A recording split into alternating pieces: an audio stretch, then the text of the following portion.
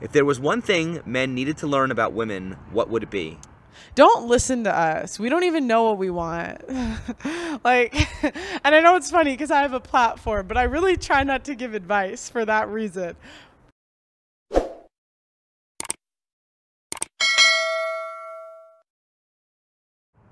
Are you a 10?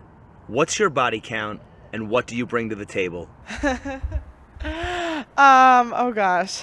Am I a 10? No. I would say 1 to 10. I give myself a 5. I think on a good day I'm a 6. Oh gosh. What's my body count? Well, I haven't killed anybody, so 0. What do I bring to the table? I'm good with kids. I'm very helpful and I'm very supportive. And I don't know if men value this, but I was thinking about this the other day. Whenever I'm with a guy, like I always try to make his life like better.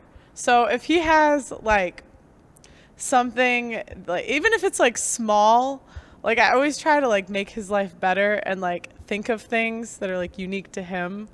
Like, I don't know, I used to like clean my ex-boyfriend's apartment, and so when he came back, he'd be like surprised with a clean apartment or stuff like that. I think the answer you're looking for is, I am the table. Oh, yeah, sorry. Oh, and I will say, I make some mean chicken. I make such good chicken. When you were a little girl, what did you want to be when you grew up? I wanted to be a singer. Okay. Do you plan on using your current YouTube status to launch your singing career? Not as much. I might drop like an album at some point, maybe like Red Pill music. I like to freestyle rap too. People are surprised by that usually. Maybe, but not, that would never be like the main thing, but maybe as like a side thing. Do you miss living in the US and why? Yes, I miss my family a lot. And I miss, I don't like being like an 8-hour flight away from every collab or like every, yeah, I do miss the US, but I like playing volleyball in the UK. How is dating different in the UK than it is in America?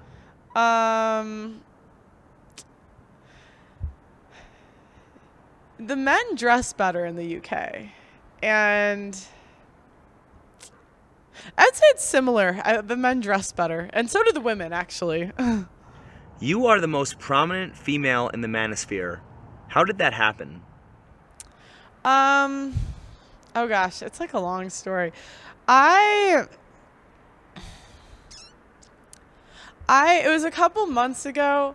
I started a YouTube show, and I told myself I was going to stick to this live stream schedule. I was like, I'm going to do 3 days a week. I upped it to 4, but it was 3 days a week at the time. I'm going to have people from everywhere, and we're just going to talk about relationships.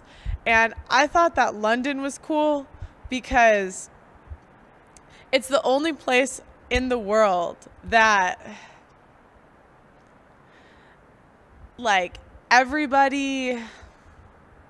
You'll meet someone from Spain, you'll meet somebody from Italy, you'll meet someone from all over Europe, and you know, it's like you'll have completely different views on relationships, and I just thought that was so cool how diverse it was. So that and hard work, I would say. You've obviously grown in popularity in a short period of time because of your great work ethic. Where did that come from? My dad.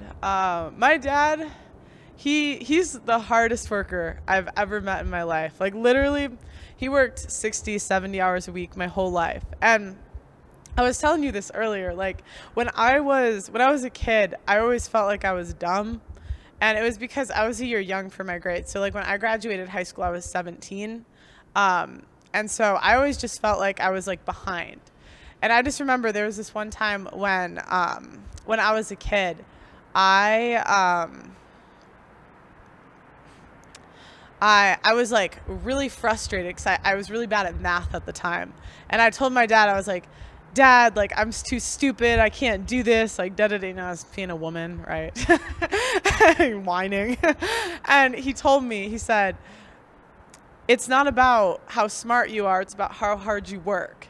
And I promise you, in 10 years, you're going to be ahead of everybody because you have that. You have that work ethic, and you can't teach that. You can have the smartest person. I would take a hard worker over a smart person every day. I hire people every day.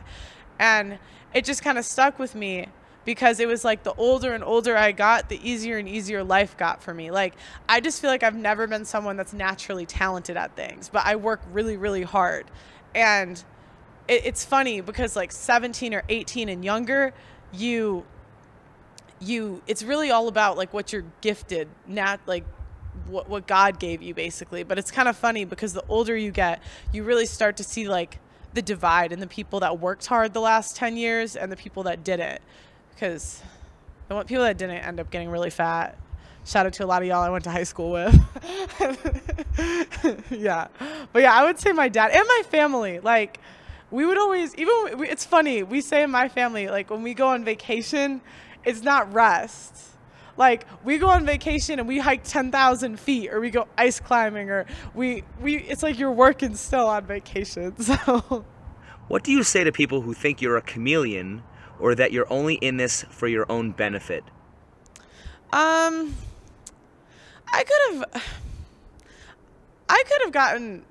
probably would make more money. Honestly, I had almost 1 million followers, 80% women. So I almost was on national TV for like relationship quizzes. I could have made money doing a lot of things. So if they think that, it's okay.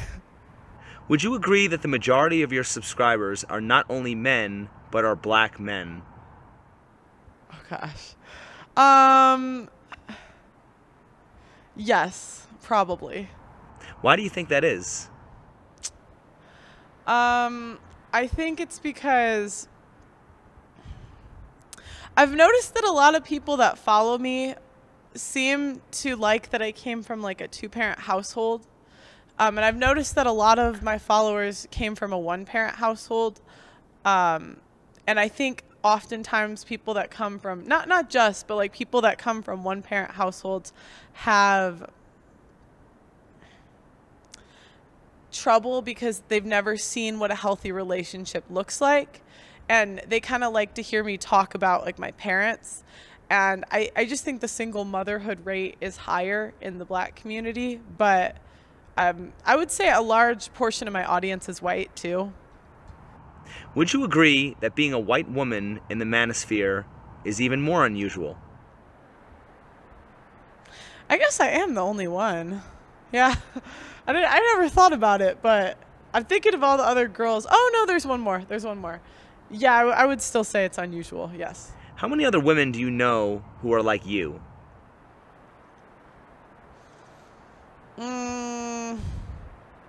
I know a lot of women that don't care, that are like in the middle and really aren't super opinionated. But like me and think the same way I do, maybe 5. Another characteristic that makes you stand out as a female white woman in the manosphere is that you are very transparent. You talk about your feelings, you don't wear much makeup. What do you attribute that to?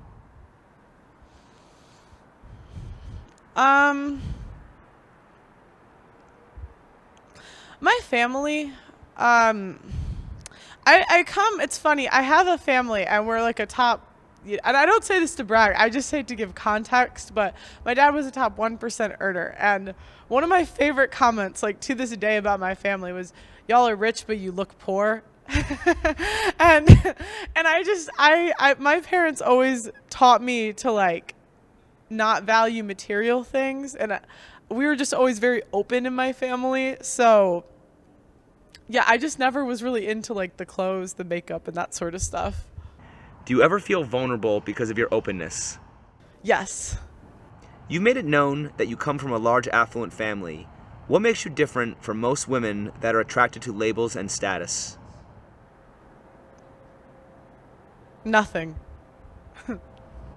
Aren't you the strong, independent woman that feminists claim to be, but rather than hating men, you're actually fighting for them?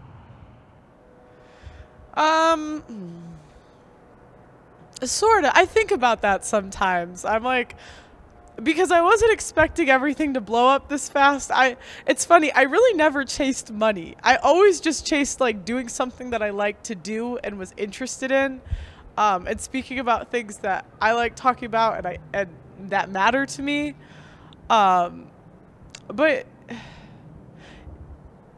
yeah, I guess. Sorry, that's a good question. So you said you could call it. That's a yeah. Sorry, go ahead. Of the following, which of these makes you feel loved the most? Words of affirmation, quality time, receiving gifts, acts of service, or physical touch? In romantic relationships, I would say physical touch. Would you assume that physical touch would be most men's love language because every other love language you could get through friendship? Probably, yeah. And would you assume that the second would be quality time because time is your most precious resource and everything on that list takes time? You know what's funny? Mine used to be acts of service. But I think the older I get, the more like quality time means to me because we have less of it. Has the manosphere affected your personal dating experiences and relationships? If so, how? Yes. I broke up with I broke up with my last boyfriend because I was thinking like that he was. Yeah, like actually, it's funny. Kevin Samuels told me to break up with my last boyfriend, because I didn't think we would get married, and I was like, well, yeah. So I would say yes. What about your friends and family? Yes. My family, they support me, and they're very supportive, so there hasn't been an issue there. But no, I lost friends of like, I had a friend of 18 years that stopped being friends with me because of this stuff. Yeah, I've lost a lot of friends doing this type of content. How do you feel about the manosphere as a whole? I love it. I think it's great. I think there's not a lot of content that advocates for men, and I think it's raising awareness of a lot of things that like that society just doesn't really like talk to you about. So when I first entered the manosphere, I could not understand why people wouldn't want to get married. But then you learn more about the laws and the way that men really aren't advocated for in society. And now it's a year later and I'm like, wow, I probably wouldn't get married if I was a guy. And it's things like that that I think are important for men to be aware of. So I think it's great. What are its strengths and weaknesses? Okay. Strengths. There's a lot of guys that actually genuinely want to help men. They have courses. They have any self-improvement you can find in the manosphere. Weakness.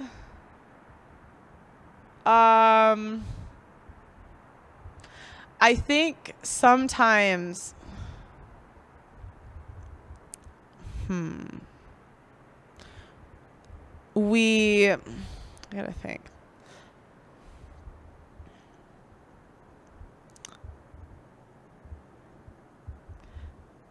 I think sometimes I would like to see people do in-person interviews more. I think a lot of times, like, we'll get cooped in a studio or cooped in a reaction area, and I really like, and this is myself included, like, I think we should go out in the field more and, like, talk to people in real life. I think that's a great idea. I think maybe we should go do that. What do you think? Yeah, we could maybe do it. Why does the manosphere spend so much time focusing on masculinity rather than misandry?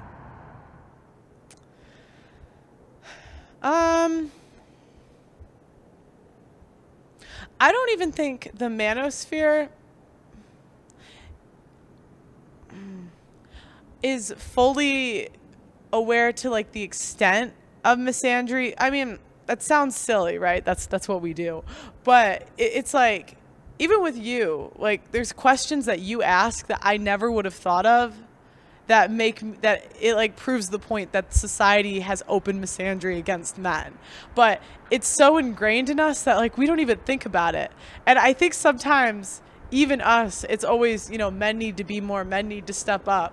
But yeah, I don't know. I think it's just innate. I don't know.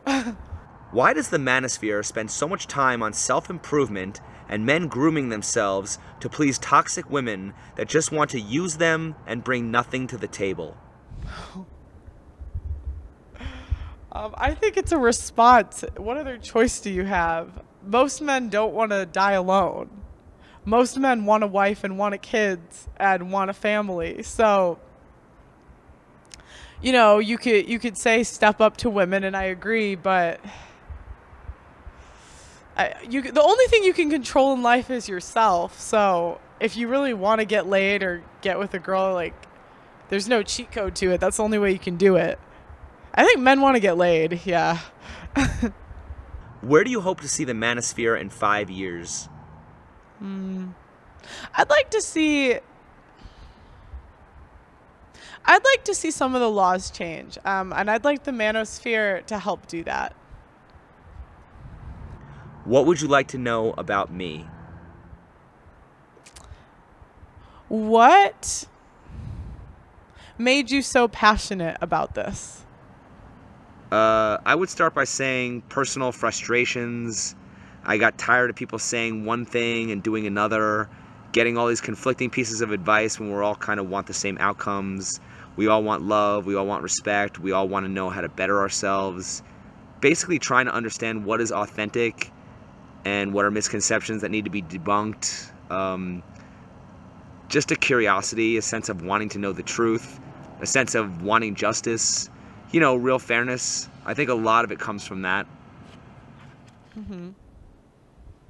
A lot of it was curiosity for me too, when it started. Because when I first started, I was just really curious and nosy.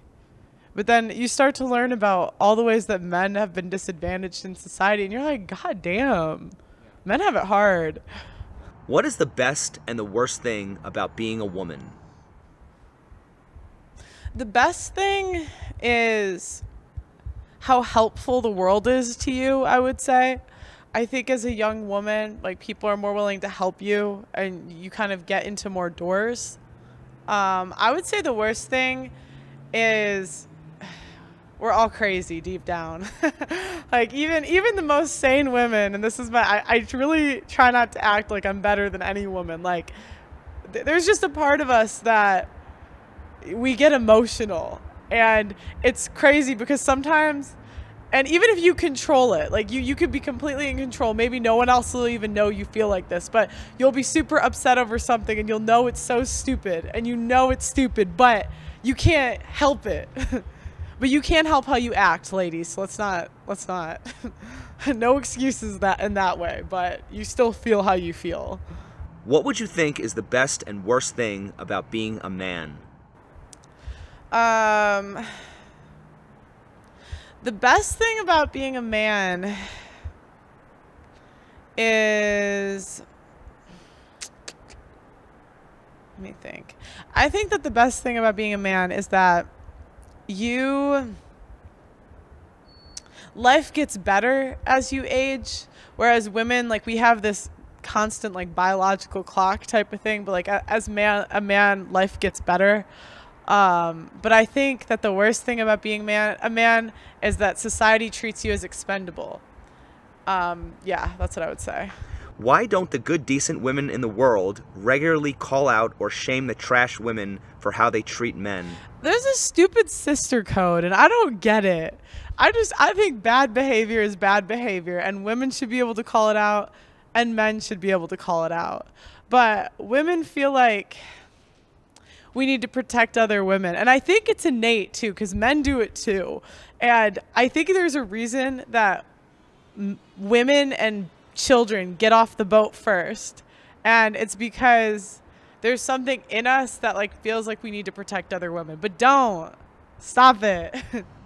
Just picking up on the idea of sisterhood, do you think there's more of a mutual brotherhood between men or a mutual sisterhood between women? Sisterhood between women. If it's women, why is it often said that women can't get along with other women? Oh, that's a good... Maybe I'm wrong. You know... You're right. Okay, this is what I mean by a sisterhood. Like, I think men have more genuine friendships. That's absolutely true. But men won't, when I think of the sisterhood, I think of women defending other women's bad behavior, and men don't really do that. Men will call someone out, he'll make fun of you, but that's a more genuine friendship because you're being honest with the person. Where women, we don't do that. Do you think it's true that men will insult each other and not mean it, while women will compliment each other and not mean it? Yes, that's true. If people became more aware of all the unknown double standards in our society, how much would actually change?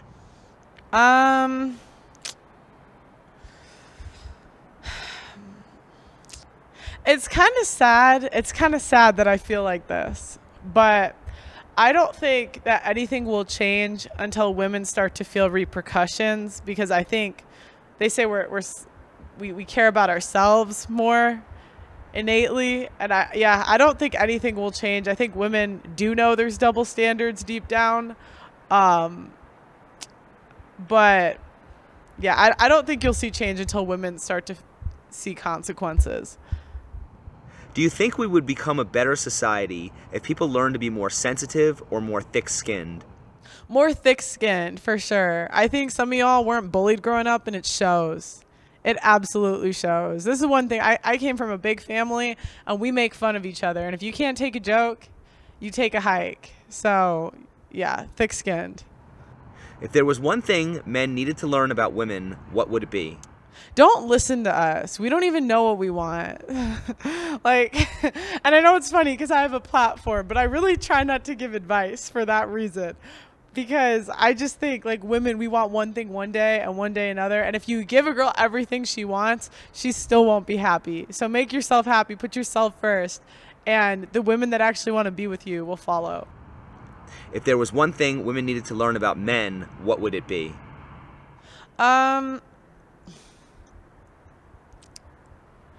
Men don't want to date baby mamas, so get married and have kids with the guy you're actually going to stay with. Why are there some people willing to accept that life isn't fair while other people want to change the world? I think the people that want to change the world are actually kind of narcissistic because they think that they can't. I have like a weird view on this. I think the people that want to change the world are actually usually the worst people, because half the time their life is messed up and they can't even fix their own life, and they're trying to change the world. So I feel like, well, wait, what you said, it was change the world. What was the other word you said? Just accepting that life isn't fair. Yeah, and I think the people that accept life isn't fair are the realists, and usually those are the best people because it just is what it is. Life isn't fair. But the people that try to change the world, usually their lives are messed up, and they're trying to change the world because they feel like they have no control over their own life, so they need to tell everyone else what to do. If things can change for the worse, why do people assume things can't change for the better? We should assume things can change for the better because things have gotten better over time. We live in the most safe society ever. We live in the most free society ever. I don't know why. I think sometimes maybe it's the media. Like we like, as an average person, will see more tragedies in a week because of our phones. We'll see someone get shot, or we'll see someone get punched, or a fight, something like that, where before people would never see it. So it's like we live in this society where even though a lot of things haven't happened to us personally, like we see these worst case scenarios, so we think the world's getting worse, but like people are lifted out of poverty every single day. It's the most safe and free the world has ever been. You talk a lot about taking accountability. Where does blaming society end and personal responsibility begin? With yourself, like it's you. I mean, you have a choice in life. You can either blame the world for your problems, or you can take responsibility. You have you're in control of your outlook on the world. And following up on that, why do you think women are so attached to this idea of victimhood?